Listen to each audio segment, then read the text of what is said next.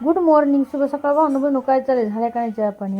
त्यानंतर आज आपल्याला मस्तपैकी इकडं काहीतरी नवीन भाजी करायची आहे.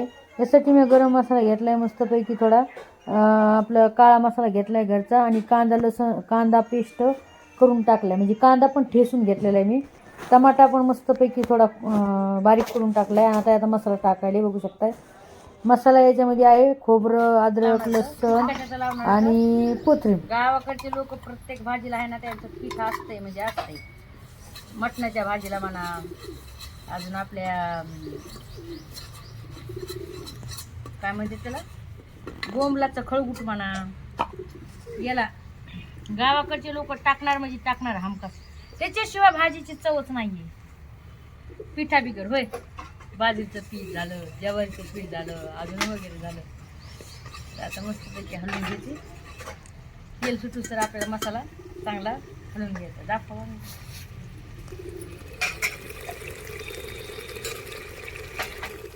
मटण इकडे धुवून रेडी केलेलं आहे मी छानपैकी. चिरलंय, धुतलंय. आणि हे जे मटण आहे का, ठसका मटण, हे चुलीवरच छान होतं. म्हणून म्हणलं चला, चुलीवरची वेगळी चव राहते हो, आहे की नाही बरं?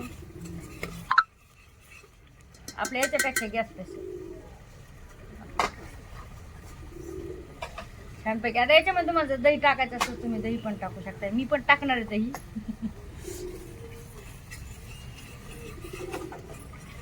दहीनं खूप छान भाजी.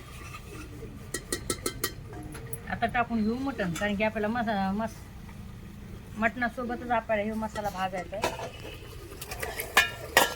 कच्चं मटण आहे, अजून टाकू.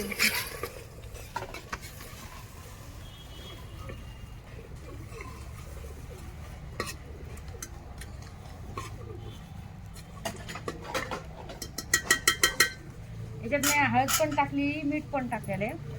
आता मसाला मस्तपैकी परतून घेतलेला आहे, आणि आता थोडं दही टाकले मी. दही आपलं घरचं आहे बरं का, एवढं छान झालं तुम्हाला काय सांगू मस्तपैकी. आणि हंडी स्पेशल, खास मलाई स्पेशल. याच्यामुळे मी आज या मटणाचे नाव ठेवलं आहे मलाई मटण. आणि हे खूप छान झालं, तुम्हाला खरी गोष्ट सांगते. एवढं चवीला एवढं छान लागत होतं ना बाजरीच्या भाकरीसोबत. तुम्ही नक्कीच करून बघा. आणि हो, लाईक शेअर कमेंट करायला विसरू नका. आणि आपलं फेसबुकचं पण पेज आहे, तुम्हाला तर माहिती आहे. नक्कीच सपोर्ट करा. आणि कसा वाटला व्हिडिओ मला कमेंटमध्ये सांगा. तर मित्रांनो, बघू शकताय आता आपलं मटण मस्तपैकी शिजलेलं आहे. बघू शकताय बघा किती भारी शिजले बघा. का मी 4-5 शिट्ट्या होऊ दिल्या, तर जसं तुम्हाला समजा मटण लागतंय तर बघा. हा,